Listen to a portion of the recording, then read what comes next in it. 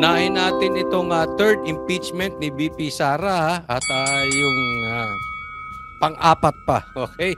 Bago yung pinaghahandaang impeachment ni BBM sa 2025.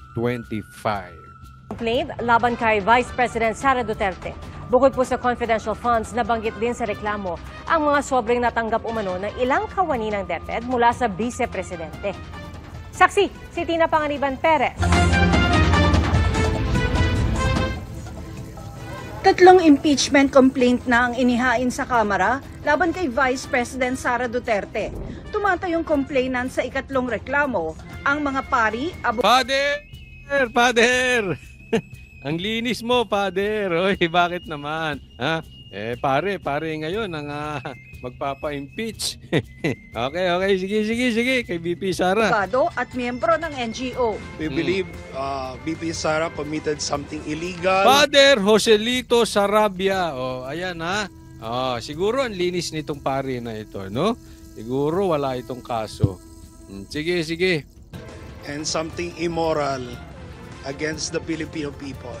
For us, thou shalt not kill, Naks. thou shalt not steal, Nako. thou shalt not bear false witness. Kasama raw sa mga dahilan kung bakit dapat matanggal sa pwesto ang bise, ang anilay culpable violation of the Constitution at betrayal of public trust.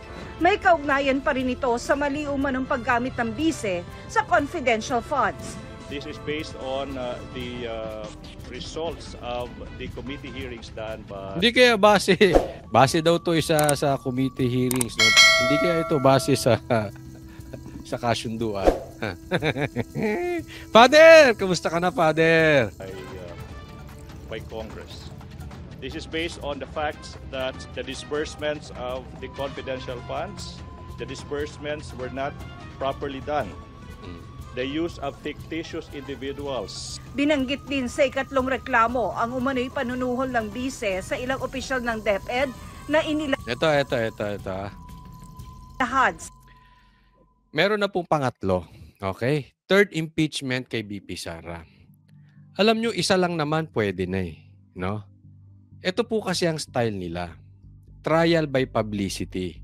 Ang optics nito, kung ikaw naman nga ay mangmang sa politika, hindi ka masyado mahilig sa politika, nadadaan-daanan mo lang yung balita.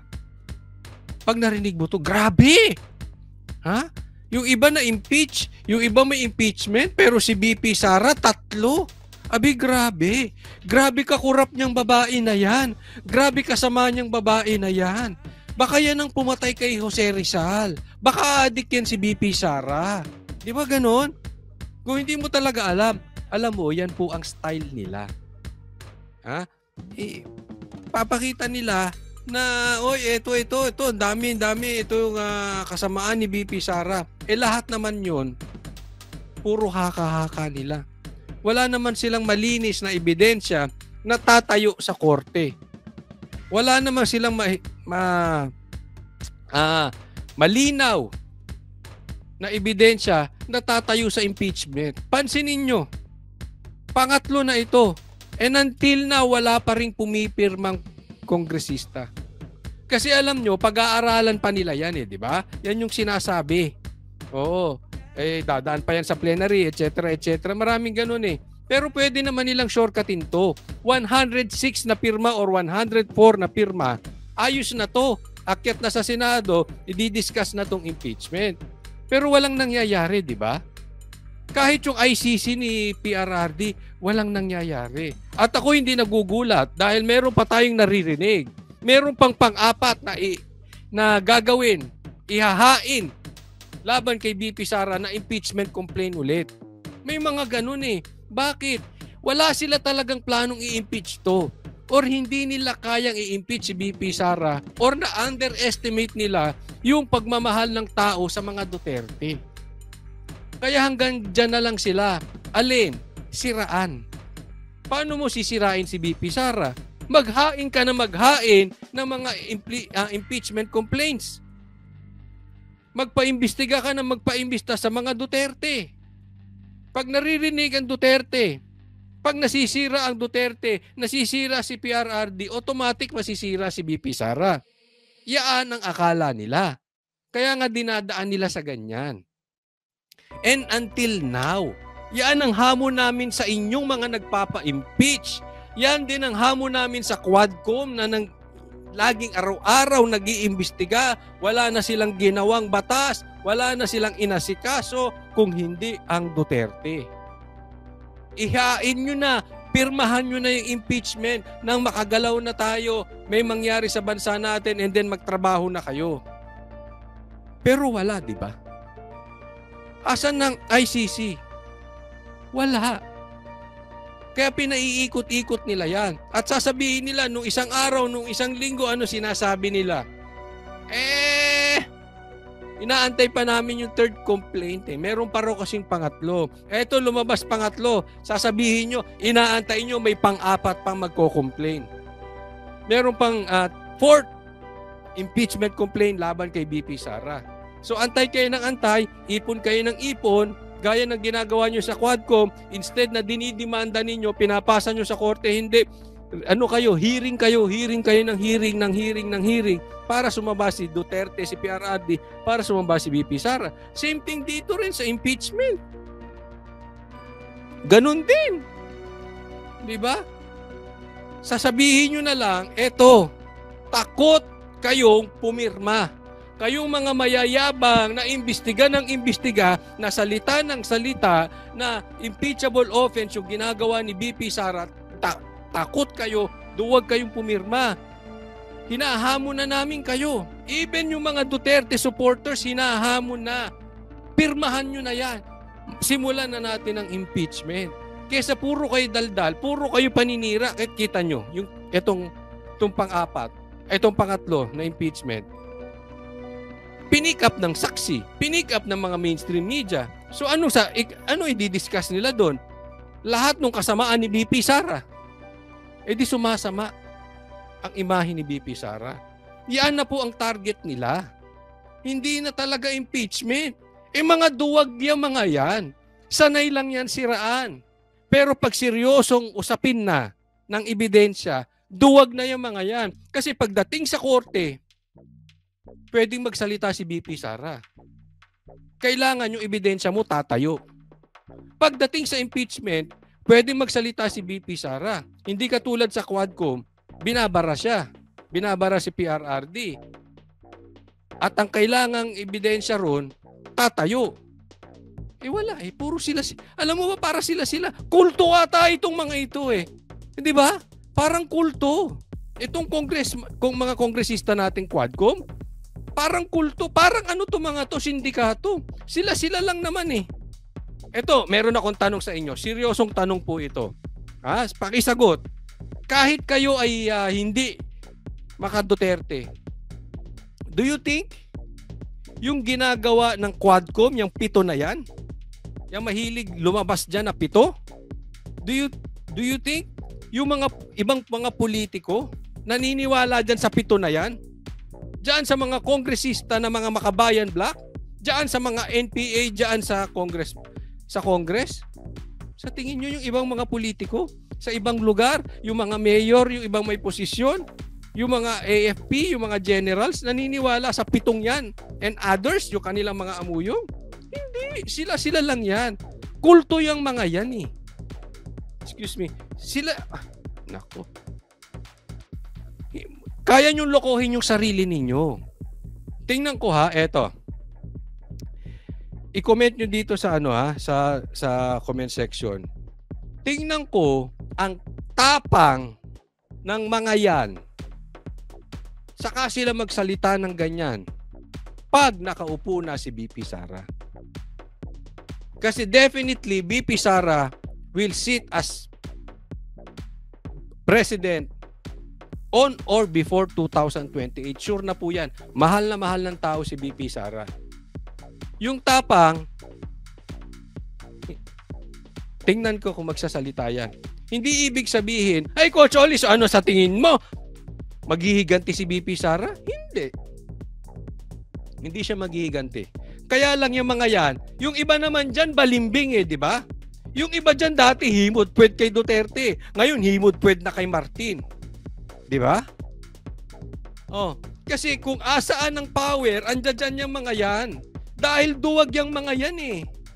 Baka may kaso yan, o baka mukhang pera, o mukhang power. Kaya kung sinong nakaupo, dun sila. Tingnan mo, marami, kalahati dyan. Yung sinasabing mga hardcore na galit kay PRRD, galit kay Sara.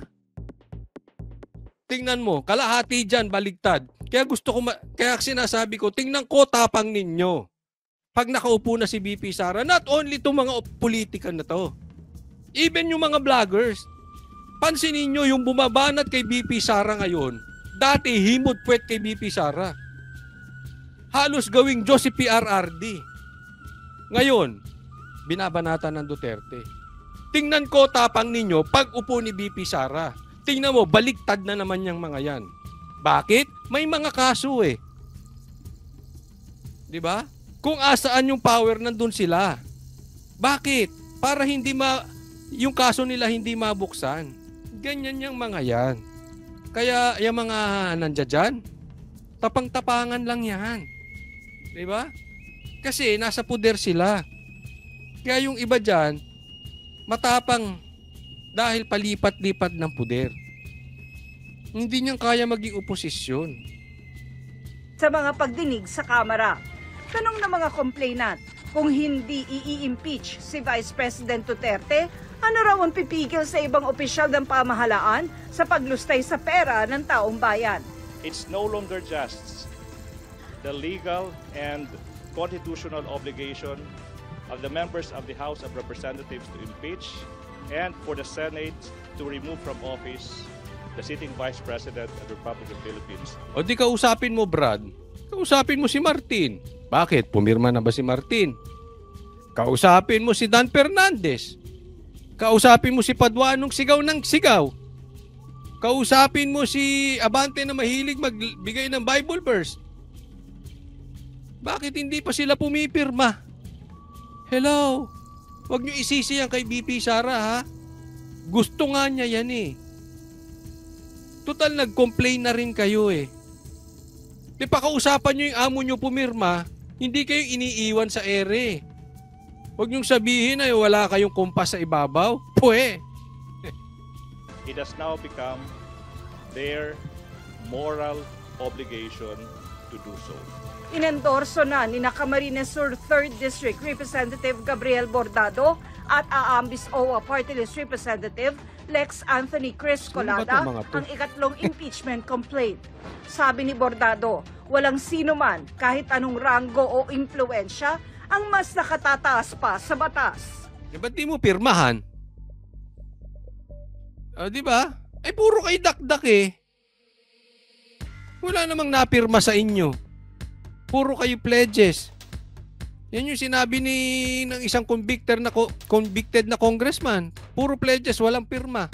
Oh. Kasi alam mo pledges, pangako lang yan. Oo, pipirmahan ko yan. Wala kaming tiwala sa mga pangako ng mga politiko. Puro kayo dak-dak. Ayaw niya naman pumirma, mga ano kayo. Ayon kay House Secretary General Reginald Velasco, hindi pa niya natatransmit ang naunang dalawang impeachment complaints sa Office of the Speaker. At gaya ng naunang dalawang impeachment complaints, ang ikatlong reklamo ay ire-review ng Legal Department ng Kamara. Hindi na mo pinag-uusapan natin, puro technicalities. No? Hindi pa raw natatanggap, hindi pa kung ano-anong palusot nyo. Ang dami nyong excuses. Ang ganda ni BP Sara, no? Oh. Isipin ninyo, mga duwag lang kayo kay BP Sara.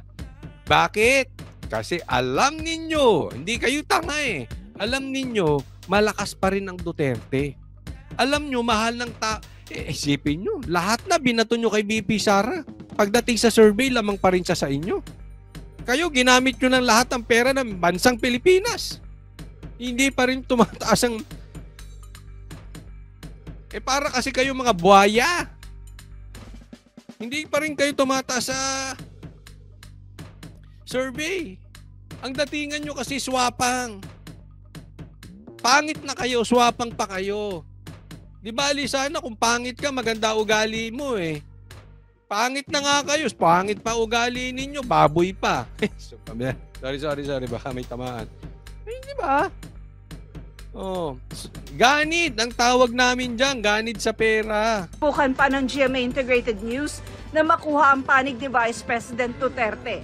Pero ilang beses na rin niyang iginiit na walang naging mali sa paggamit ng OVP ng confidential funds. Dati na rin niyang itinanggi ang alegasyon ng panunuhol. Nauna na rin niyang sinabi na haharapin niya ang anumang reklamo o kaso laban sa kanya. Para sa GMA... Alam niyo kung bakit? Ito yan eh. Yung impeachment kay BP Sara, hindi nila mapatakbo. Baka bumaliktad. Baka bumwelta. Sa inis ng taong bayan, di ba? Kinakatakot niyang mag-rally. Hindi po. I don't think the rally will be the immediate solution. Probably in the future, but not immediate. Kasi pag inimpeach si BP Sara at mahal ng taong bayan, naramdaman ng mga politiko na mahal ng taong bayan ng Duterte, walang susuporta sa impeachment.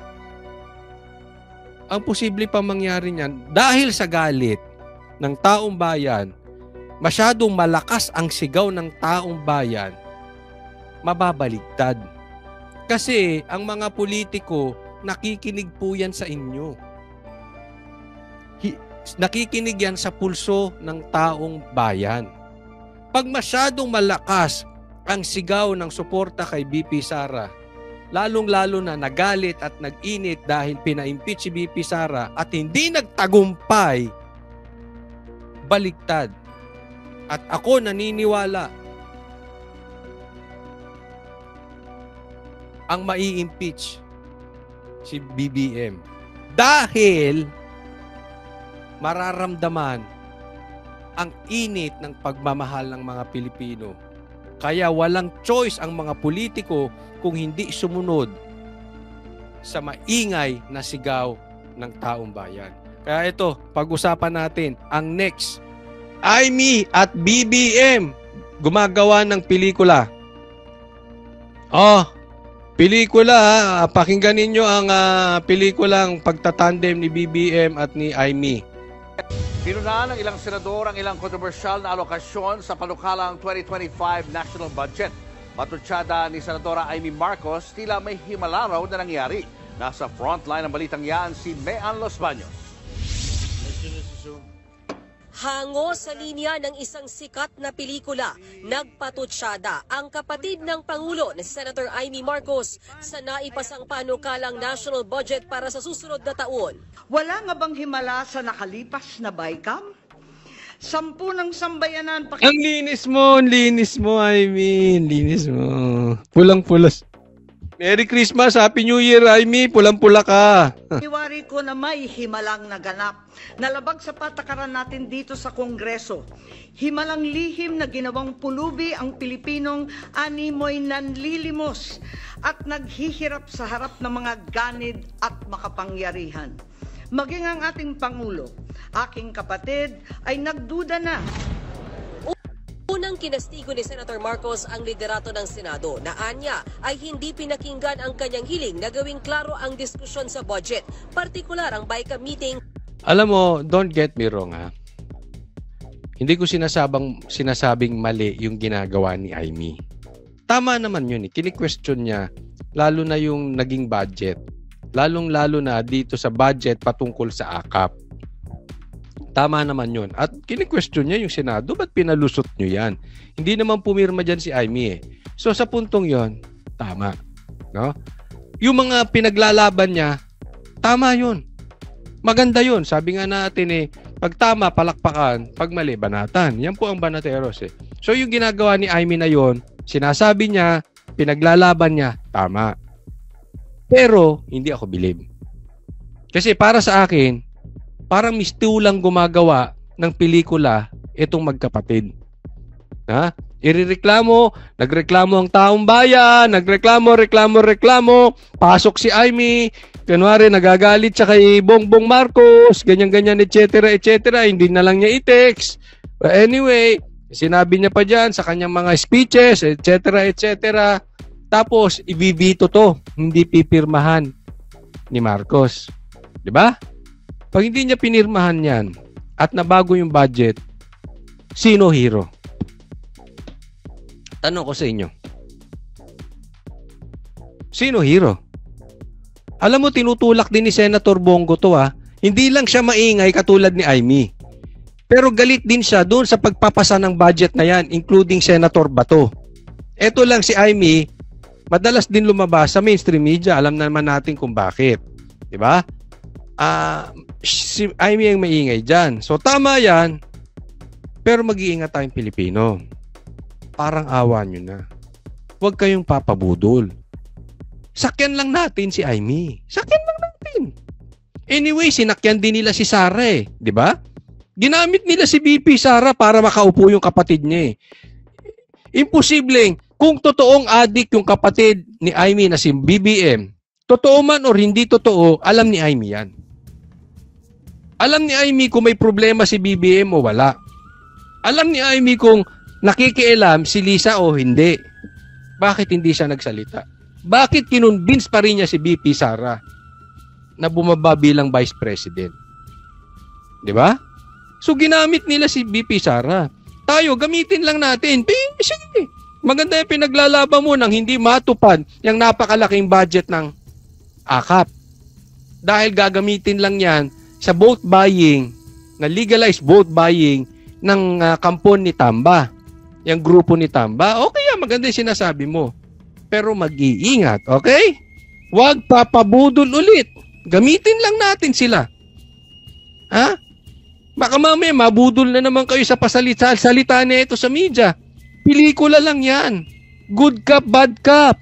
Kunwari bad cop si BBM for the meantime kasi mag-e-eleksyon. Sino ang good cop? Si Amy. Pag binito, pinaglaban ko yung budget na hindi matuloy sa AKAP. Mo, di ba? Wag tayo papaloko. Tandaan nyo, Marcos yan. Budol-budol yan. Bago ito papirmahan sa kanila. Gate ng senadora, hindi sila binigyan ng paunang kopya bago papirmahan ang BICAM report. Sa kasamaang palad, hanggang ngayon lahat kami ay nangangapa sa dilim. Paano naman ako pipirma sa blankot kulang-kulang na papel? Tama naman si Amy doon. Sinita ni Senator Marcos ang lumusot na higit 1 trillion pesos na budget ng Department of Public Works. 1 trillion, no? Oh, samantalang DepEd, wala. Ay binawasan. Tapos yung PhilHealth, wala. Works and Highways o DPWH. Kinwestiyon din ng senadora ang mas malaking pondo na ibinigay sa DPWH kesa sa sektor ng edukasyon na paglabag daw sa konstitusyon. Tama, Laking mali gulat yun. din daw ni Senator Marcos ang paglusot sa BICAM ng pondo para sa ayuda para sa kapos ang kita o AKAP na una nang tinanggal sa Senado. Ayan ba ang himala? 26 billion na panakip butas, 26 billion na dapat sana ay lunas sa 26 billion na. Billion. We are talking about billion dyan sa AKAP na yan. 21 billion dyan sa kampo ni Tamba. 21 billion as in B. As in bangag. Billion. halip ay inutas-utas. Saan mapupunta yan, di ba? Iisa lang daw ang basa ni Senator Marcos. The drastic cuts in priority programs and the realignment to unnamed, mysterious infrastructure VIP projects, as well as the politicized social protection will be perceived in a brutal election year as simply vote buying. Yun, kasi pa-election sa 2025, so may ayuda. Saan ibibigay itong ayuda? Bukod doon, may AKAP na, may AX pa. Ito naman daw doon sa may mga trabaho. Di ba? Ginagawa nating ano. Alam mo, ang ayuda, limos yan. Ginagawa niyong pulubi ang bansang Pilipinas. Ginagawa niyong pulubi ang mga Pilipino. Ganito rin ang sentimiento ni Senate Minority Leader Coco Pimentel sa pagpapalusot ng BICAM sa AKAP funds. Kasama ng Senado sa maling programa. May mali. Hindi ko naman maintindihan sa Senado. Alam mo, okay lang yun sa Kamara eh. Alam naman natin yung karakas ni Martin. Siyempre, hawak niya yung Kamara, di ba? Alam naman natin yung galawan dyan. At especially, karamihan dyan, re-electionist. Kasi 3 years lang sila eh. So, lahat yan, tatakbo ulit sa 2025, kailangan nila yung budget. Nauunawaan naman natin yan. Hindi ko sinasabing tama Alam naman natin yung galawan dyan nila Martin, yung kampo niya. Pero pa din naman Senado? Nabigyan lang kayo ng 5 bilyon. Nagsipirma naman kayo. Something is wrong. Nagpasalamat naman si Senator Marcos na ipinagpaliban muna ng Pangulo ang pagpirma sa panukalang 2025 national budget.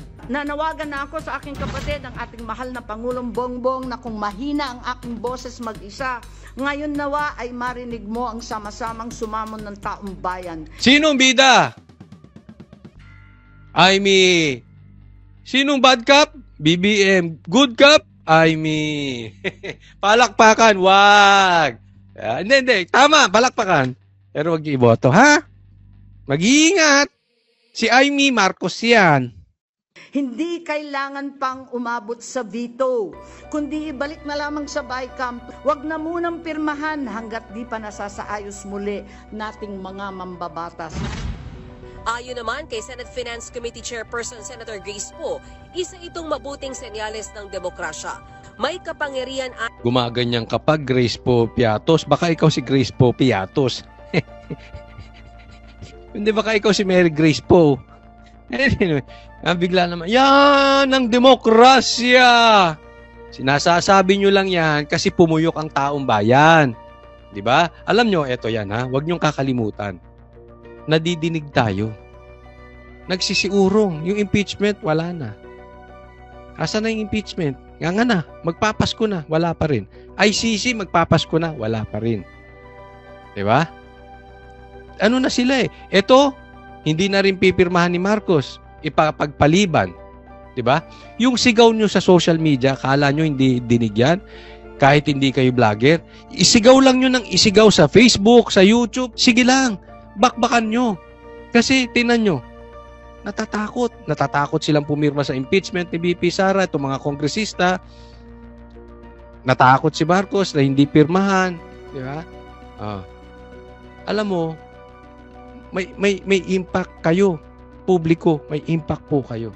So maraming salamat sa tulong ninyo and patuloy po tayo mag-ingay. Yan yung sinasabi ni BP Sara.